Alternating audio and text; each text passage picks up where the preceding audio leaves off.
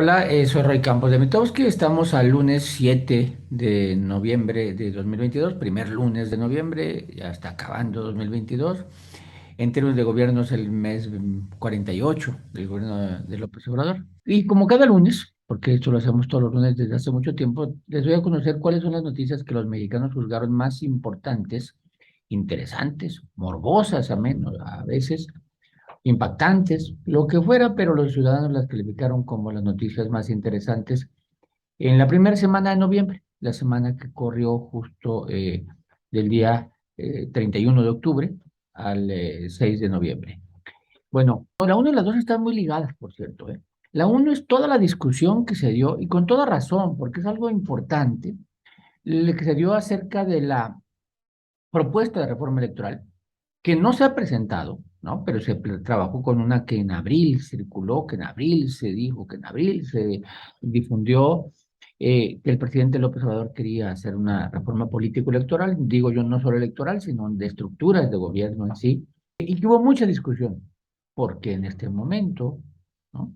¿Por qué quiere destruir al INE? Él dice que no, pero dice, se van a elegir consejeros, desaparece INE y aparece el INEC, se le reduce el presupuesto, etcétera, etcétera. Hay muchas cosas que evidencian como que quiere desaparecer o al menos disminuir al INE y hacerse de más control del aparato político electoral, ¿no?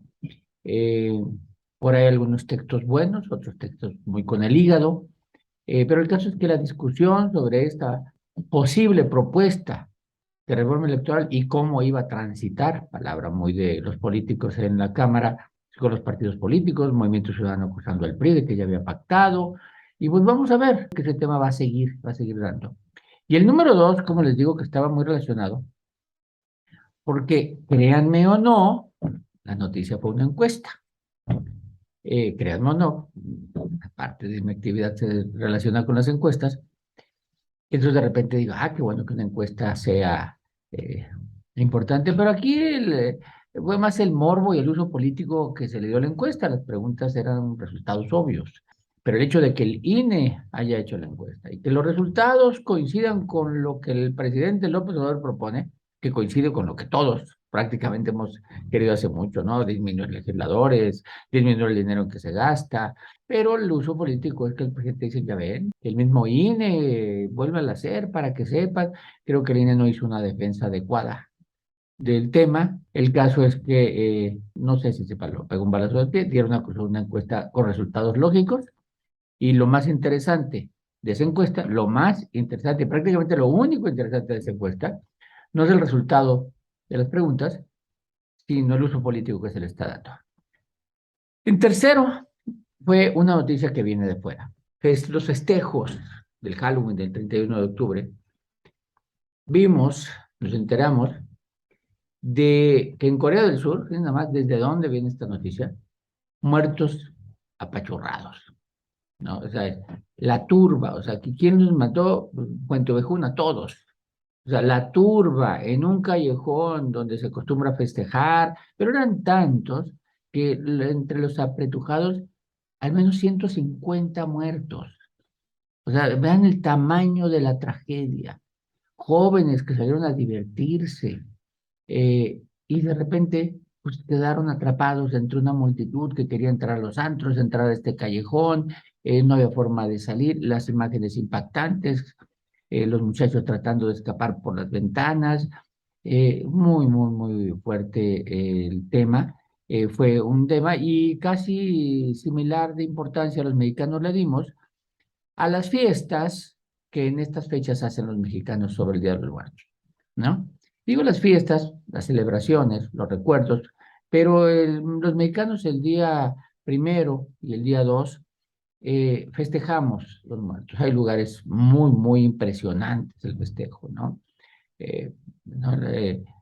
Canicho, ¿no? Mixquic, eh, las Festival de las Calaveras, o sea, en Aguascalientes, ¿cierto? Este último, pues son festejos impresionantemente bonitos, culturales, pero prácticamente en cada estado de este país tienen alguna tradición, alguna fiesta, algo que nos haga recordar a nuestros muertos. ¿Qué otras noticias tuvimos? A ver, en el ámbito deportivo, La coronación lógica, porque se coronó el favorito de los Astros de Houston en 6 juegos en la Serie Mundial de Béisbol. Eh, Muy buena serie, muy buena serie. Vimos un juego sin hit ni carrera de parte de Houston. Un triunfo 7-0 de los Phillies en el tercer juego a base de puros jonrones, y en el cuarto los Houston se los regresan con un juego sin hit ni carrera combinado, ¿no? Digo combinado porque a lo mejor los románticos del béisbol hubiéramos querido que un solo pitcher lo terminara, como hay tantas historias, ¿no? Es el segundo juego sin hit ni carrera en la historia de las Grandes Ligas. El primero no nomás fue sin hit ni carrera, sino fue juego perfecto de Don Larsen en 1956, quiero recordar. Y esta es la segunda vez que nadie en una serie mundial a un pitcher, nomás que ahora sí no fue un pitcher, ¿no? No fue una combinación de pitchers.